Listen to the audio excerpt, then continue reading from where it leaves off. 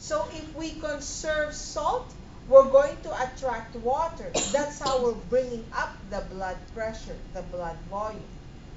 So we go back to our clinical scenario. Maybe I'll have in the test, you have an 18-year-old stab wound from gang violence, whatever. Can you give me two hormones that's being released to maintain homeostasis? You can write aldosterone. And you're going to say the target organ is the kidneys. It's telling the kidneys to retain the sodium, prevent it from being released, and along with sodium, sodium attracts water, it will keep the volume. You see? The endocrine system is amazing. If there's a problem with the endocrine system, you will die. Okay, the next uh, hormone that we're going to talk about released by your adrenal gland is what you call your corticoids, glucocorticoids, cortisol, or cortisone. This is secreted by the zona fasciculata. You don't need to worry about identifying these different zones. Okay? That's your stress hormone. That's very good. Cortisol is your stress hormone. What is the function of cortisol? Look at this one. Cortisol provokes. What is that? Increased sugar again in the blood. Prepares you for fight or flight. That's very good. Prepares you for fight or flight. Stress. Okay? When we're under stress, and please remember, it's an automatic thing. We cannot control this.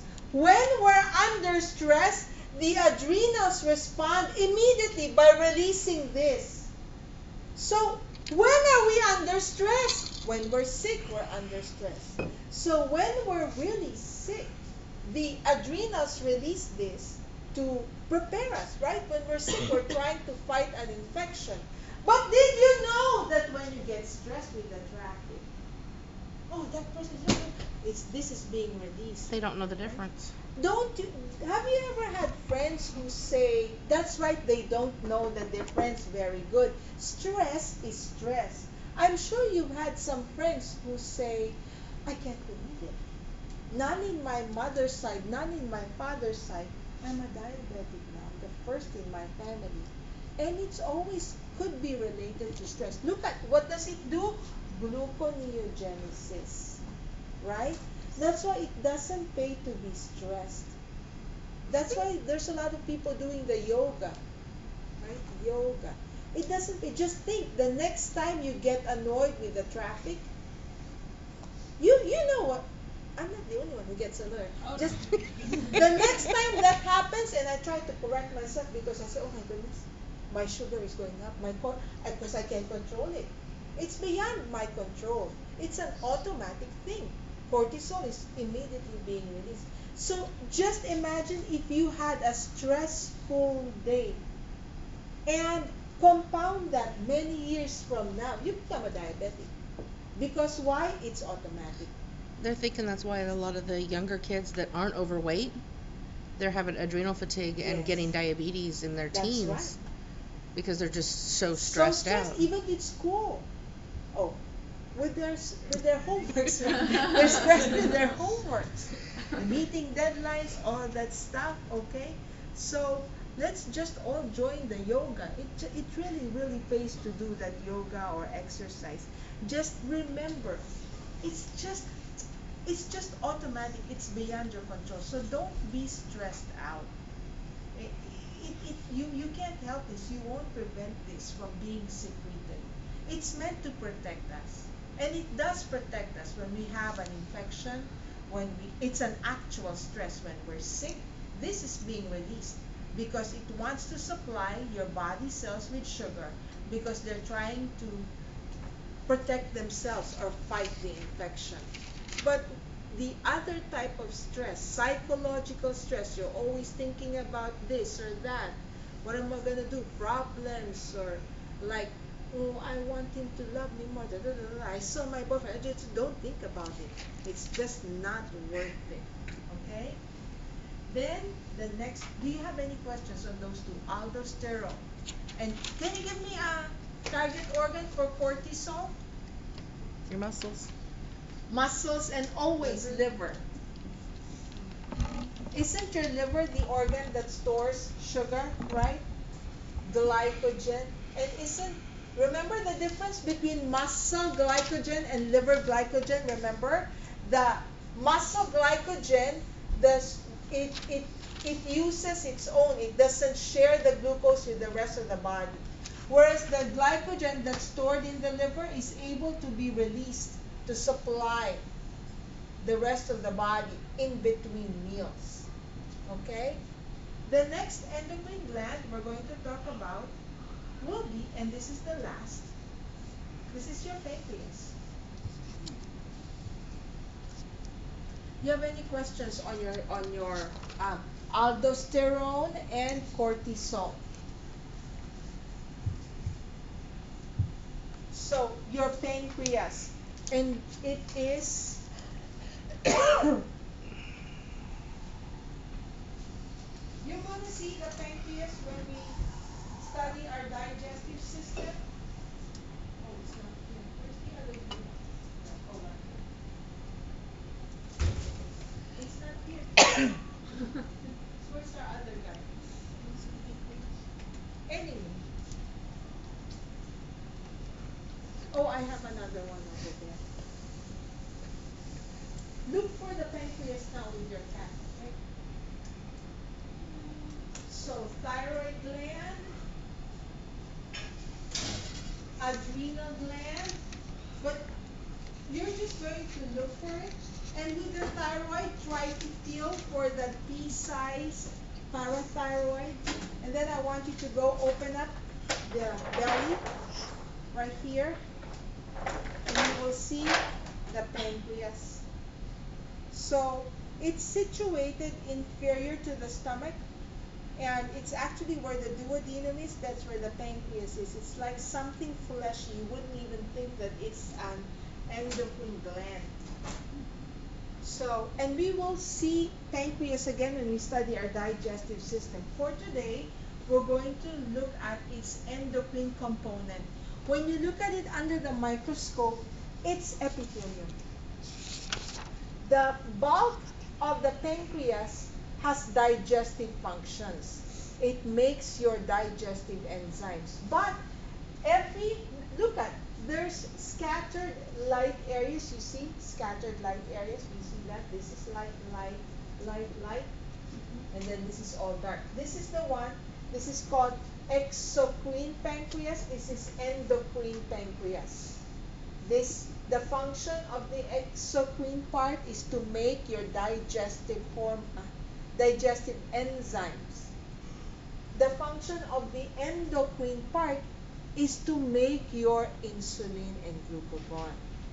So these scattered light areas are referred to as islets, little islets. Islets of Langerhans. Okay? You got that? So for this chapter, we're just looking at the function of these islets. The cells of your islets are the ones that make these two hormones, insulin and glucagon. Okay? So I just ate. My sugar is high. Right? My pancreas will respond by secreting insulin. So what does insulin do? It will go to every cell, deposit the glucose, promote, allow the entry of glucose to every cell. It also tells your muscle and your liver to store glucose, right? What is that process? Glycogenesis.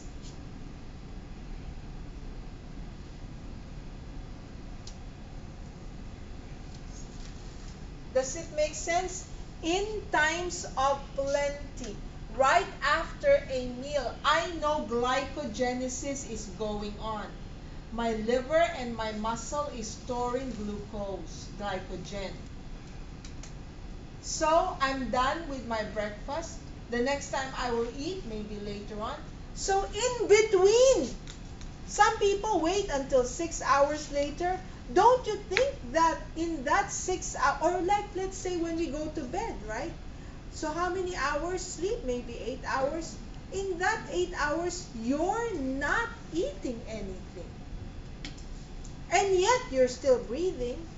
Yet you wake up to the alarm clock. It must be that your cells still have a constant supply of glucose. Where did you get that if you didn't eat while you're sleeping? You got that from here, right?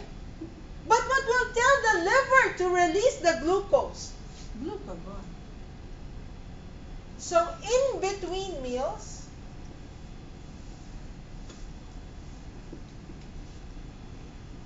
the glucose is going down, right? Hypoglycemia. You understand? The glucose is going down because I'm not eating, I'm sleeping, let's say, or in between meals. Glucose slowly going down. So when that low glucose blood gets to the pancreas or reaches the pancreas then will secrete glucagon.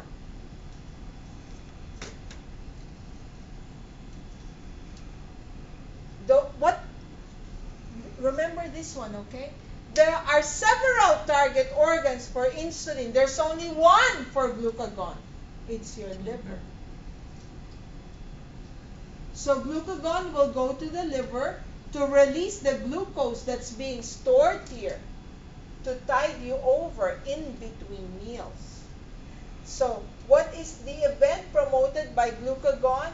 Glycogenolysis.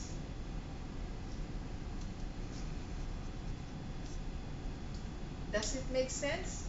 It will tell your liver, break down the glycogen to release the glucose that will tide you over until your next meal. So if we have glucose metabolism problems, what's going to happen? Diabetes. So if you take metformin, what part of that does metformin, does it stop it at the liver or does it stop it at the pancreas? Because I know it stops the liver from secreting, from transforming it into glucose. And it also, metformin also promotes the lowering of sugar. It also helps your insulin. It promotes your cells to open up. It helps Okay. it to open up also. So it does both. It does both, okay? It's called glyburide, isn't it the generic? Metformin's the generic. There's another one. I think glyburide does the same thing too, though. Yeah, that's right, okay? So both of them. So they help in opening up and promoting the entry of glucose. But of course, nothing replaces the importance of this insulin. Okay? Do you have any questions? That's it for our endocrine system. That's all I want you to study for the endocrine system.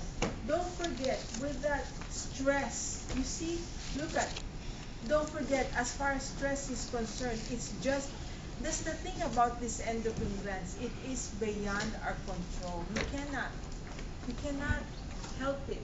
You can't say, oh, my stress is just a psychological stress. Can you please don't release cortisol? You can't do that. It's an automatic thing. Okay? So do you have any questions on our endocrine system? Okay, what I want you to do now is to open up your cat, look for the thyroid gland, just so you see, you have an idea of how they look like. Look for the adrenal gland, but please, you see that all these glands are sitting next to a vital organ, like the larynx. You don't want to poke it. The kidneys, you don't want to sever, okay? And also the pancreas. So as you're doing that, you'll be able to identify the different GI tract organs too, or you can reserve that for the next lab. And I'm going to focus. You have a worksheet right here. Your first, you know, who has the by 242 Here. worksheet? I need to go get those. Your first worksheet is the endocrine lab worksheet, which has also a few questions. So few. all of this So will be, lot. all of this will be due next week. The questions are very practical. It's about steroids, etc., etc. We're going to study steroids. Yes, I didn't talk about steroids, okay? With steroids, the cortisol, we're going to talk about the steroids more when we study the reproductive system. But I think there was a question about steroids. Okay, the Anabolic. steroids, yes. So this also talks about steroids. There's another part of the endocrine system. Where's the chapter 6? We just studied the major endocrine glands. But what you should know is you have endocrine glands from head to toe. Let's look at this. Hi. Good morning. Good morning. Happy New Year. So let's look at this endocrine, okay? That was the dean, by the way. So look at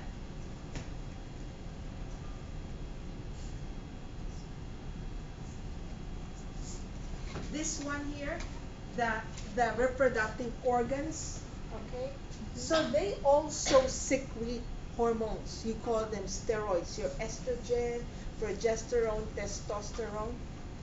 And the anabolic steroids that is part of your worksheet, that is the testosterone. So we're going to talk about testosterone when we study the reproductive system, but just for now, you should know that the testis is an endocrine organ.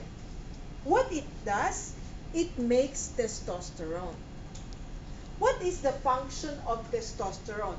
Testosterone is the key for the males to make their sperm, number one, spermatogenesis.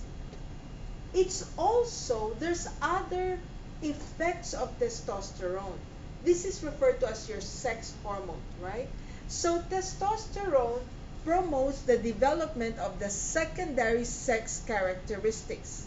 Beards, mustaches. Correct. Your sexy body frame for the guys, right? Their voice, right? Testosterone also promotes muscle buildup. Okay? But there's a side effect to testosterone. Because it increases muscle bulking and increased activity for males, it also promotes increased sugar demand, number one. And it also promotes, this is more important, it promotes increased red blood cell production. Why red blood cell production? Does it make sense?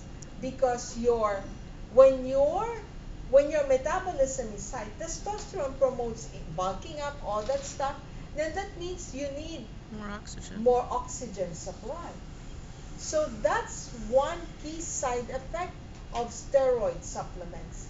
It increases the red blood cell count in the blood of males. Which is why they get enlarged hearts. Which is also why they can drop dead, right? Because increased red blood cell production will thicken the blood. I know you've heard of stories of, let's say, some athletes, they were running, and then they dropped dead. Their blood was thickened because they were taking steroid supplements. And know that negative feedback mechanism, only because that's asked in your test, negative feedback mechanism, right? These people who take synthetic steroids, yes, they will look sexy, but then they become sterile. Isn't that a side effect? Why? Because the testis, it's getting the wrong message. What it's sensing is a normal level of testosterone in the body. But that synthetic steroid hormone that they're taking in has been modified so it does not affect spermatogenesis. It's only affecting muscle bulking. So the steroid that they're taking in other words, is useless for sperm production. But this is no longer making its own testosterone because it's sensing that you have a high level of testosterone. So they become sterile. Does it make sense? You understand? That's why there's so many side effects to synthetic steroids. So your worksheets, you will notice, your worksheets are always clinical and it's meant to make you think. Okay? So it's due next week. There's another thing I wanted to discuss about the endocrine system, which Is it due Monday or Tuesday? Tuesday next week. Wednesday? We don't have Wednesday, Monday next week. Like, Is today Monday? Yes. Yes, Monday next week. Okay? Okay. If I remember, there was something else that I wanted for the test. Oh, yes. For the kidneys, I think there was another question. I don't know about your test, but remember I told you, I always like to ask students, what do you think will be the endocrine gland that will respond to this one, calcium? How about anemia? I think I remembered asking anemia. It's the kidney that will respond. They secrete erythropoietin. And I think I asked that in your test too. That was like a bonus. So look at this one. You have hormones being secreted from head to toe. The kidney also secretes a hormone called erythropoietin.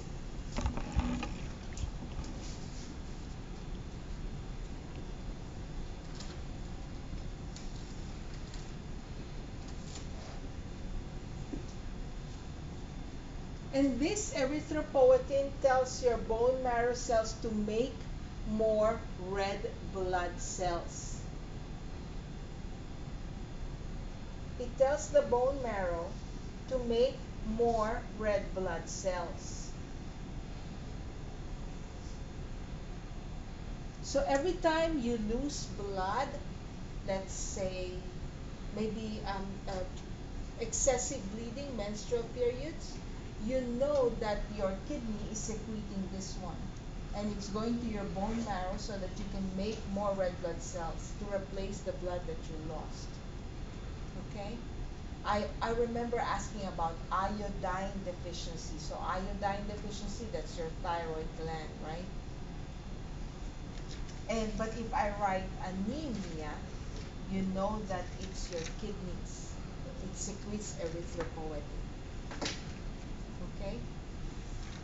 Okay, so those gowns, I washed them before the end of last quarter, so they're clean. Open up your cats while I focus, because the first part of your worksheet, see, is asking you to draw. So remember, don't forget how you're graded, right? For the drawing, you have to label. And then this total magnification, remember, it's either 100 or 400. So don't forget, otherwise you'll be marked. So I'll focus the thyroid gland, pituitary, parathyroid. The parathyroid, you know how it looks like, right? The thyroid should be with the colloid, the pink one on one side. So on the other side will be the parathyroid, adrenals, pancreas. The pineal gland, you don't need to draw that one. See, look at this question. This part right here, the first part, in point form or flow chart. Don't be writing an essay.